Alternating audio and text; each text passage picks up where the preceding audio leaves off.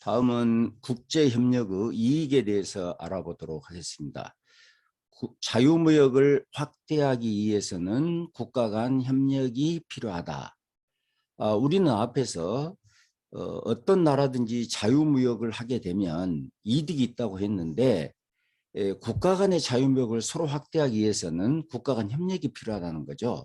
자, 왜 그러한가를 표 12-2를 통해서 알아보도록 하겠습니다. 자, 이게 지금 죄수 딜레마에 대한 문제인데요. 이게 페이온 매트릭스입니다. 자국이 있고 타국이 있고 그리고 여기에 있는 숫자가 이제 보수가 되겠습니다. 그래서 보수 행렬이 되는 거죠. 그래서 자국이 자유무역을 하고 있을 때 다른 나라가 자유무역을 하게 되면 이게 지금 앞에는 우리나라, 뒤에는 다른 나라의 페이업이 되겠습니다. 자유무역을 하게 되면 20의 이득을 얻는데 보호무역을 하게 되면 25 이득을 얻습니다. 그러니까 우리나라가 자유무역을 하고 있다면 다른 나라는 보호무역을 선택하게 될 것입니다. 왜냐하면 수익이 더 크니까요. 보수가 더 크니까. 그런데 우리나라가 보호무역을 하고 있다고 했을 때 자기가 자유무역을 하고 있으면 5 이득인데 자기가 보호무역을 하게 되면 10의 이득을 얻게 되는 거죠.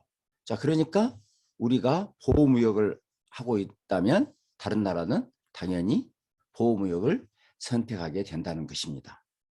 또 우리나라의 경우도 다른 나라가 자유무역을 하고 있을 때 우리가 자유무역을 하면 20, 보호무역을 하면 25. 그렇기 때문에 보호무역을 선택하게 될 것이고 다른 나라가 보호무역을 하고 있는 상태에서는 자유무역을 하면 5, 보호무역을 하면 10이기 때문에 역시 보호무역을 선택하게 될 겁니다.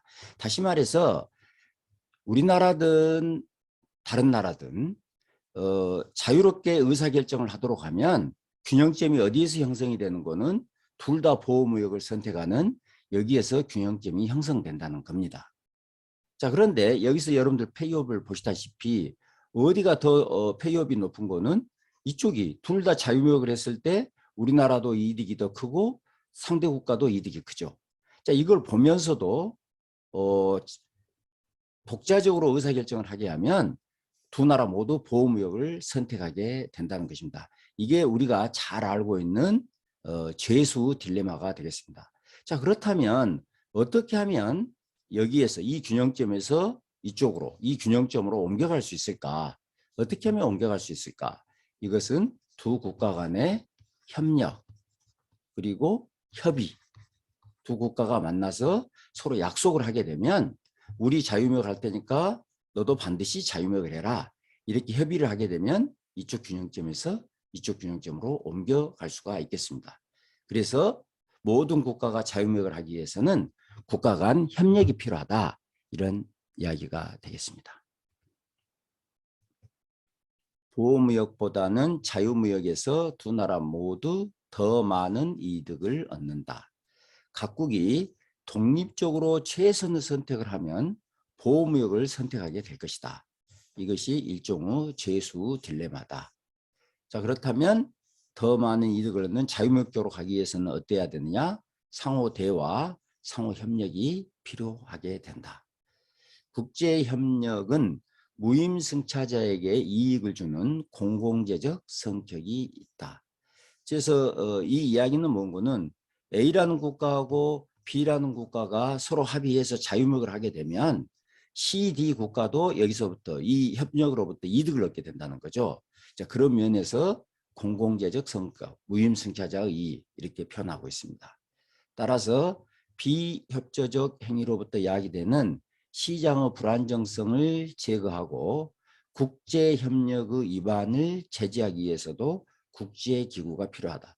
다시 말해서 CDE, 이 나머지 국가들도 다 이 이득을 공동으로 향유하기 위해서는 이 모든 국가를 아우르는 국제기구가 필요하게 된다는 이야기가 되겠습니다. 그래서 2차 세계대전 이후에 지금 국제기구로 이 가트라는 것이 탄생을 하게 되겠습니다. 그래서 가트에 대해서 알아보도록 하겠습니다. 가트는 무역 장벽을 완화하기 위해 딜론 라운드, 케네디 라운드, 동경 라운드, 우루과이 라운드. 그래서 우루과이 라운드가 1986년에 시작돼서 94년에 끝났는데 이것이 8번째의 8차 무역협상, 다자간 무역협상이 되겠습니다. 자, 가트는 우리가 앞에서도 이야기를 했지만 2차 세계대전이 끝나고 세계 전체적으로 무역을 확대해야 되겠다 하는 그런 의미에서 만들어진 국제기구, 국가 간의 무역 자유화를 위해서 만들어진 국제기구고 이 국제기구를 중심으로 다자간 무역협상이 쭉 진행되어 왔다 이렇게 알고 이해하시면 되겠습니다. 그래서 이 다자간 무역협상을 통해서 1947년에 40% 수준이던 선진국의 평균 관세율, 얼마나 관세율이 높았습니까? 이것이 8차 우루과이 라운드가 종료된 1994년이죠. 94년에 종료됐죠. 4.3%로 엄청나게 관세율이 낮아진 거죠. 그래서 세계 각국은 자유로운 교역으로 경제가 성장함을 경험하게 되었습니다. 그렇다면 이 가트에서 이 8차 다자간 협상을 통해서 관세율이 40%에서 4.3%로 이렇게 낮아졌다는 것은 성공했다는 거잖아요. 이 다자간 협상 성공 요인이 뭘까? 하나는 역사적 경험을 통해서 자유무역의 이익을 이해하게 됐습니다. 이론적으로는 자유무역 이익이 있다고 하지만 실제로 그럴까에 대해서는 회의적인 국가들이 많았다는 거죠. 근데 실제로 자유무역을 해봤더니 모든 국가가 경제가 성장하는 이런 이익을 얻게 되었다는 거예요. 그래서 서로 알게 되었다는 겁니다. 그리고 점차 많은 국가가 무역의 이점을 이해하게 되었습니다. 자, 초창기에는 선진국을 중심으로 자유무역 확대가 이루어지다가 1980년 이후에는 우리가 앞에서도 이야기했지만 개도국들이 이 자유무역에 참여하게 됐다. 이렇게 이해하시면 되겠습니다. 가트를 중심으로 한 국제협력이 없었다면 세계 무역의 지속적인 확대는 어려웠을 것이다. 그러니까 몇몇 국가들 간의 자유무역 확대 가지고는 세계 전체적인 자유무역 확대가 어려웠을 것인데 이 가트를 중심으로 다자간 협상이 진행되면서 자유무역이 확대되어 왔다는 것입니다.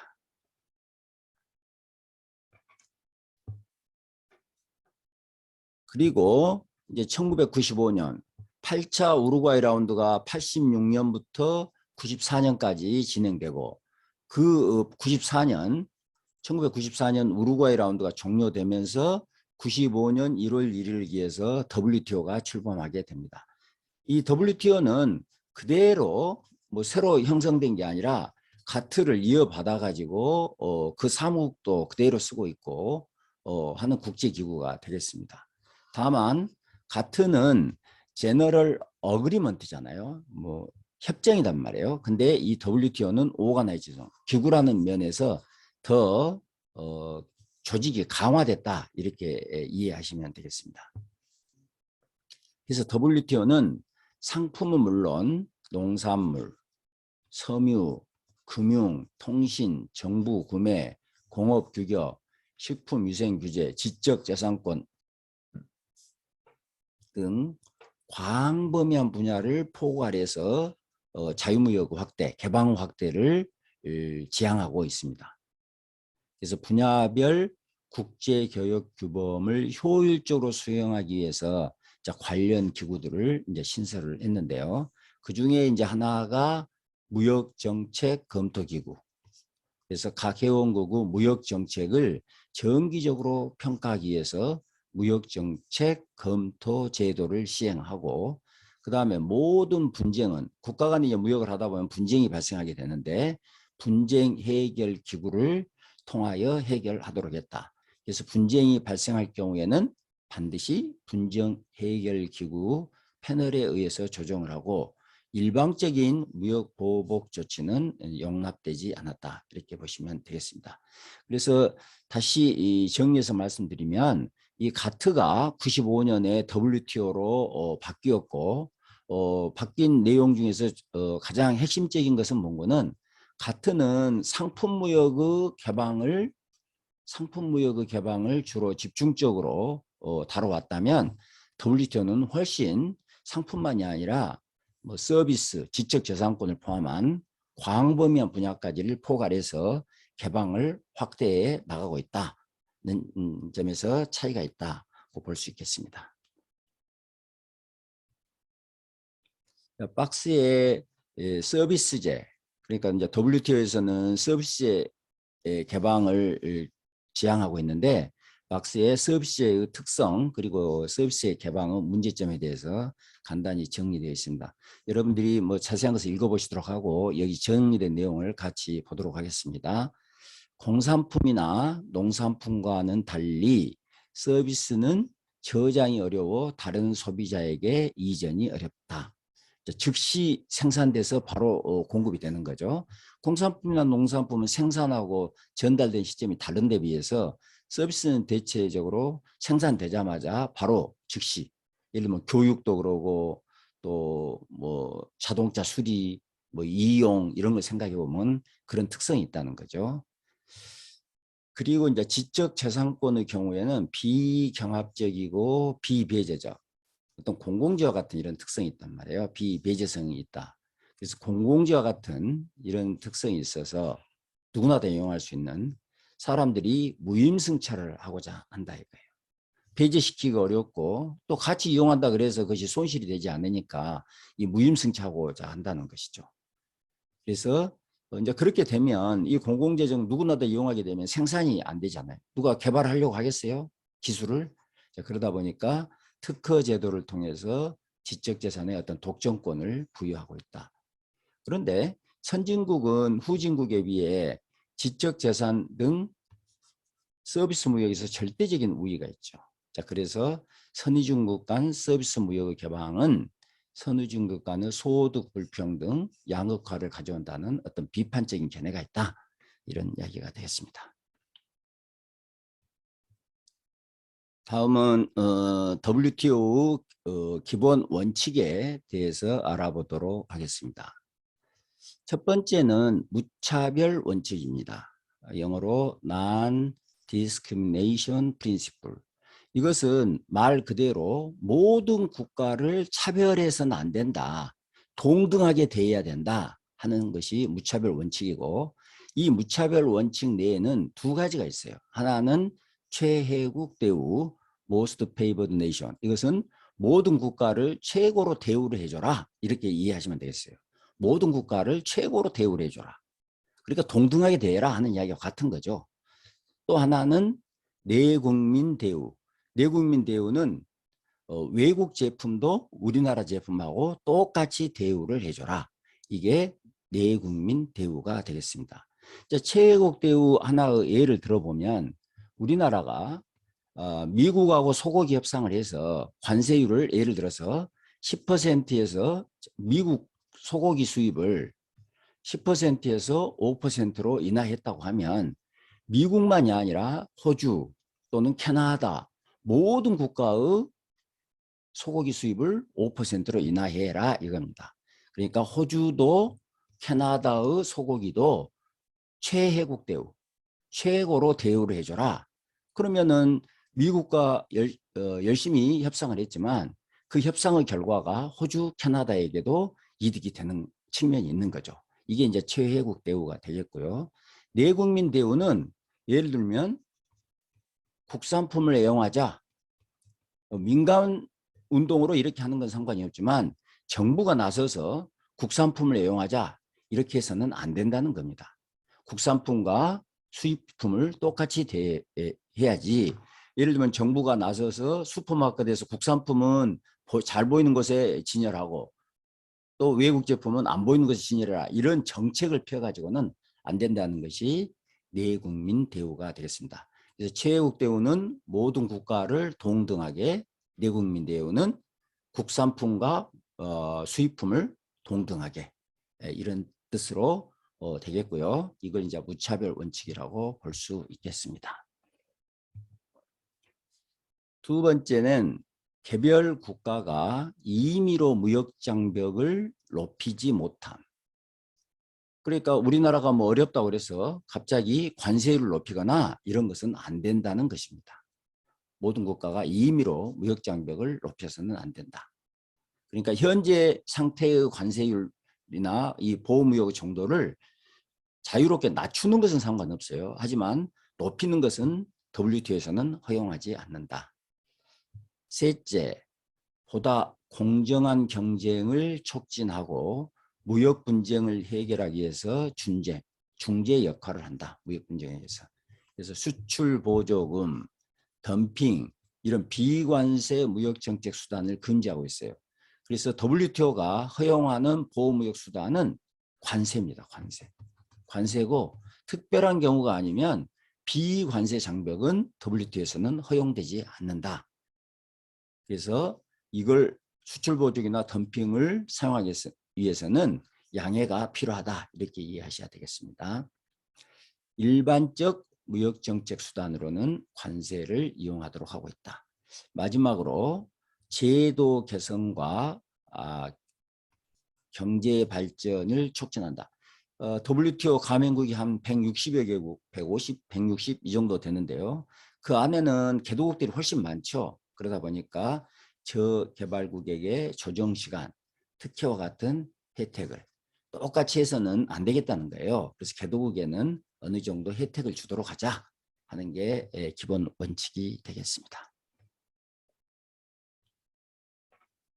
자, 앞에서 우리가 공부했던 가트하고 WTO 차이가 뭘까? 가트가 지금 WTO가 됐다고 했잖아요. 간단히 살펴보도록 하겠습니다. 첫째는 가트는 회원국 의회의 비준을 받지 않는 임시적 협정이었어요. 근데 WTO는 항구적 국제 조직이다. 그러니까 훨씬 강력한 조직이다. 이렇게 이해하시면 되겠어요. 둘째, 가트 체제가 자유로운 무역을 추구하였다면 WTO는 더욱 자유롭고 그러니까 훨씬 개방이 확대됐다. 이렇게 이해하시면 되겠고 보다 공정한 무역을 목표로 하고 있다. 훨씬 강화됐다. 이렇게 이해하시면 되겠습니다. 셋째는 가트는 상품 교역의 확대에 초점을 두었으나 가트는 주로 공산품의 교역 확대에 초점을 둬요. 공산품 관세 인하에 초점을 뒀다 이거예요. 근데 WTO는 상품 교역 외에도 서비스 교역, 지적재산권, 투자 등 새로운 분야, 광범위한 분야의 개방을 포괄하고 있다. 이렇게 이해하시면 되겠고요. 마지막으로 분쟁 해결 절차가 굉장히 신속하고 강력하다. 이렇게 보면 되겠습니다.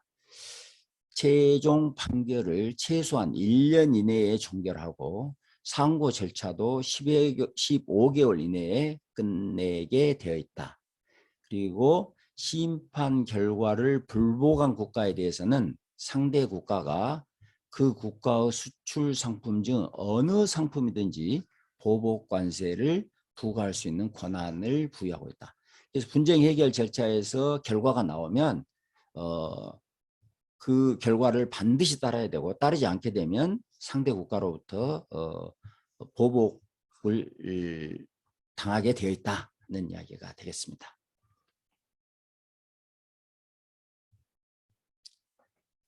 DDA 협상인데요. 이 DDA 협상은 우리가 8차가 우루과이 라운드라고 그러고 이제 DDA 협상은 9차 WTO에서 하는 최초 협상이고 가트까지를 포함하면 9차 다자간 협상인데 사실 이것은 현재 중단된 상태입니다. 이 DDA 협상은. 그래도 이제 뭐 있었으니까 간단히 한번 보도록 하시죠. 도하 디벨롭먼트 DDA는 도하 디벨롭먼트 아젠다. 도하는 카타르에 있는 도시가 되겠습니다. 카타르 도하에서 지금 협의가 시작됐다는 이야기가 되겠어요. 협상은 우루과이 라운드 협상에 이어 9번째 다자간 협상이고 WTO 출범 이후 최초의 다자간 협상이다. 2001년 11월 카타르 도하에서 시작된 제5차 강요회의에서 협상의 출범을 공식 선언했다. D-Day 협상에서는 무역 자유화가 개도국의 경제 발전에 도움이 되는 방안을 논의함으로써 개도국 문제가 세계 무역 협상의 의제로 등장하는 계기가 됐다. 그래서 이 지금 디벨롭먼트 아젠다라는 이 디벨롭먼트가 들어간 거죠. 그런데 DDA 협상 특징은 DDA 협상 기존 협상과 다음 같은 점에서 차이가 있다. 첫째, 개도국에 대한 특별 대우를 해야 한다는 점에서 모든 협상 분야가 고려상 개도국을 배려하겠다는 거죠. 둘째, 최근 FTA가 확산됨에 따라 WTO 회원국들 간의 협상에 대한 기본 자세가 변하고 있다. 기본 자세가 변하고 있다는 것은 이걸 별로 중시하지 않고 자기하고 협상 상대국에 대해서 더 관심을 많이 기울이고 있다. 이런 뜻이 되겠습니다. 셋째, DDA 협상은 우루과이 협상보다 협상 의제의 폭이 훨씬 넓었다. 자, 그럼에도 불구하고 이 150, 160개국 갖다가 전부 포괄하는 일관된 의사결정을 찾아내기가 어렵죠. 자, 그래서 지금은 2001년에 출범했지만 지금 2021년이니까 20년이 지났는데 중단된 상태고 다시 열리기는 어렵지 않을까 이렇게 생각이 됩니다.